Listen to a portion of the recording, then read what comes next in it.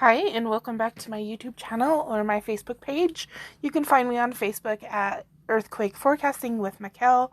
I just woke up. It's 10:46 here in Utah, and I just saw that Nevada had all these like smaller earthquakes. They're happening every sorry, hold on.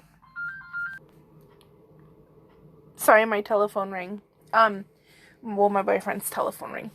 So they're happening like every 5 minutes ish, at least since I've woken up. Is it woken? Waken? Woken? I think it's woken, right? Woken up, I've seen like every 5 minutes they're having some kind of activity. I was like, oh my gosh, what is going on? Like, either they're gonna have a big one or they already did. So I was scrolling down. Oops, pushed the wrong one. I was scrolling down and oh, Tonga's having Samoan Tonga too. Those are predicted. This 5.8 I did predict in Tonga, by the way. But I was scrolling down and somewhere, where is it? I saw that Nevada had a big one. This one says 5.1.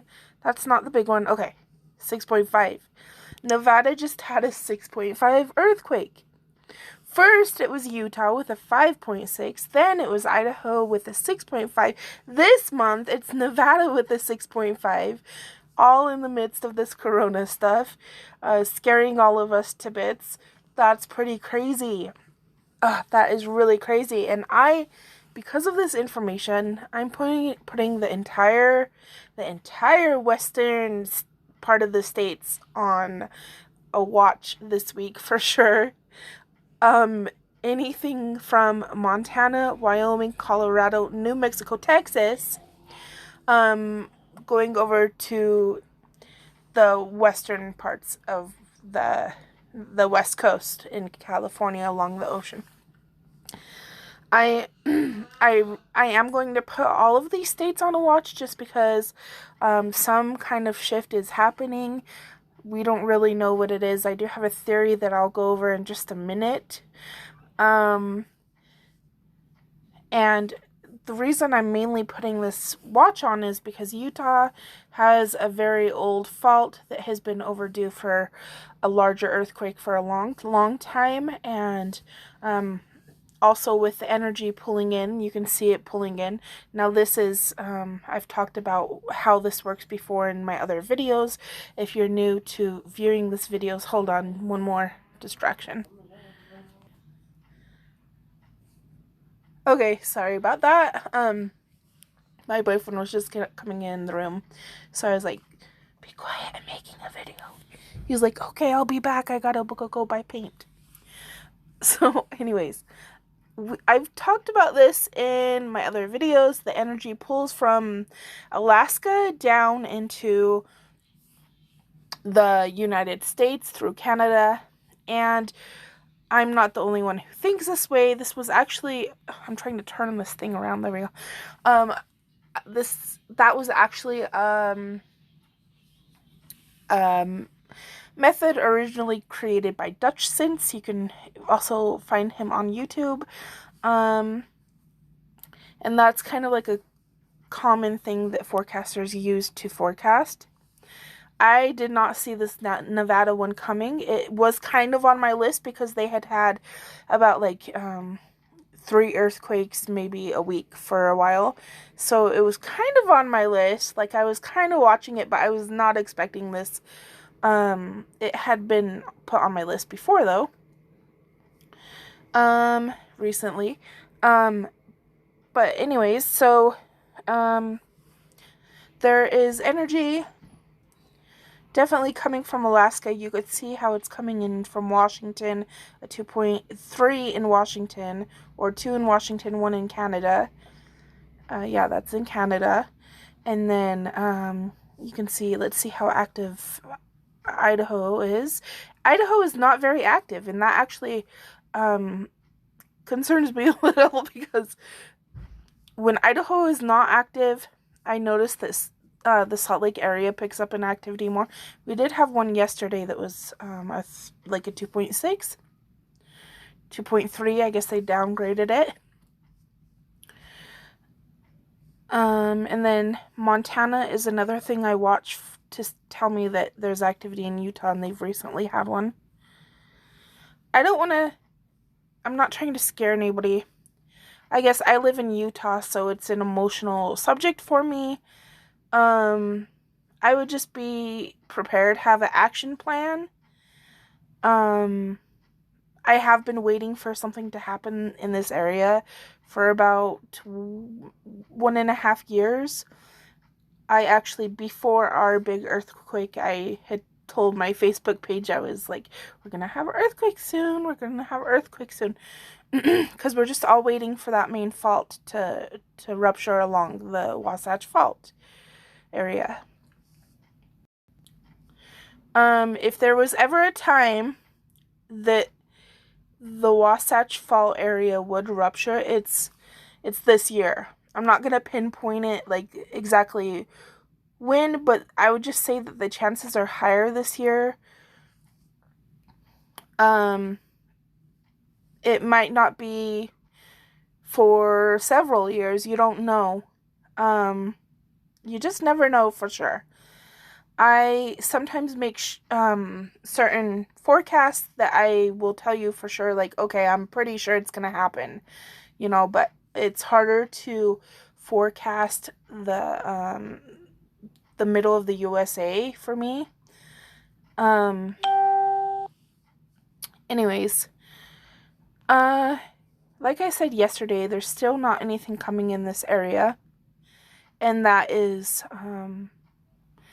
a little unusual. I think it'll probably fill out with some 3.5 activity, or maybe that's what's causing some stress in Nevada.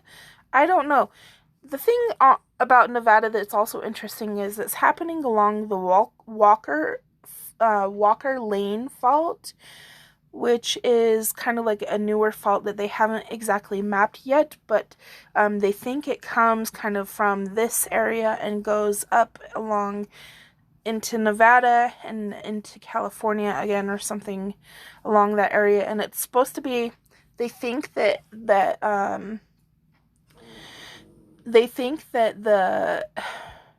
why am I having a brain fart? What is this fault? The San Andreas, sorry. They think that the San Andreas is kind of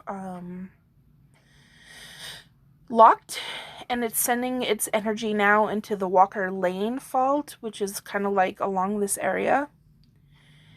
And that's what I think is happening. That's what I've noticed is happening. And I've noticed kind of a line even that's kind of coming up from the Gulf of California up along this area. And I think you could even see like a line like here. These are forming a trajectory line. So there's one here,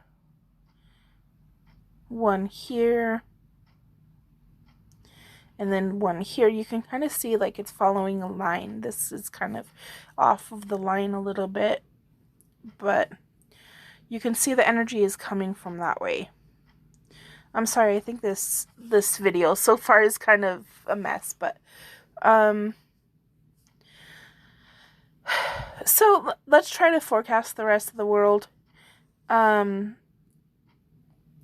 2.1 in the Bering Sea area.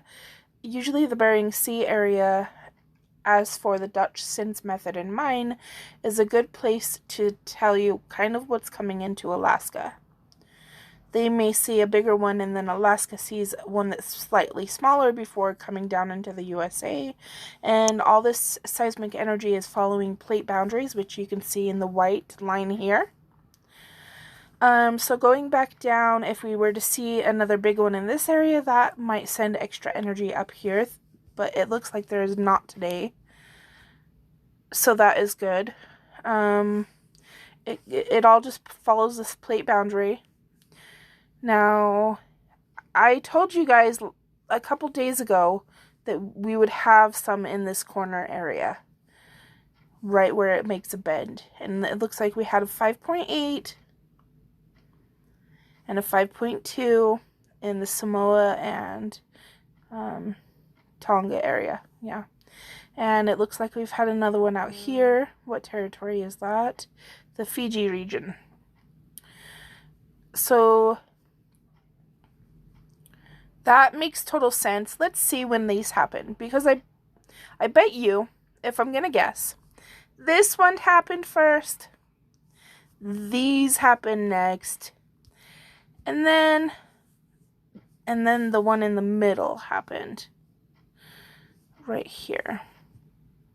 Okay, so let's check it out, because this is what usually happens. And this is a Dutch sense method as well. You find an earthquake that's happened at one spot and then another spot, point A and B. And then you can pretty much find the middle of point A and B and assume that there's going to be an earthquake in that region next. So let's see if I'm right. This happened 2 hours ago. That was pretty recent, so maybe I'm wrong. That happened 1 hour ago, so I guess I am being proved wrong, because unless this one happened like 30 minutes ago, then this one happened 1 hour ago. Let's see what this one is. 6 hours ago, so that one happened first. Making a liar out of me. Okay, well that's interesting. I mean, that doesn't mean too much at all, but usually it's 2 earthquakes and then you find a middle point and another one would happen in that area. And Dutch sense goes more into depth about why that happens. It has to do with magma waves under the plates that when they collide, they will create a colossal like uprise, and that would cause an earthquake. He explains it a lot better than I do.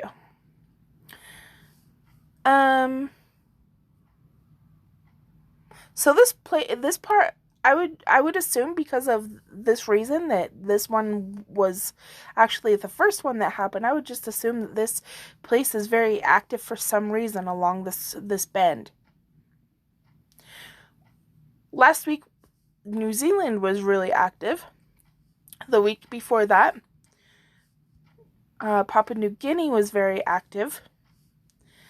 Yesterday we had some in the eastern part of Australia, which is different because usually it's along the western area that they receive activity.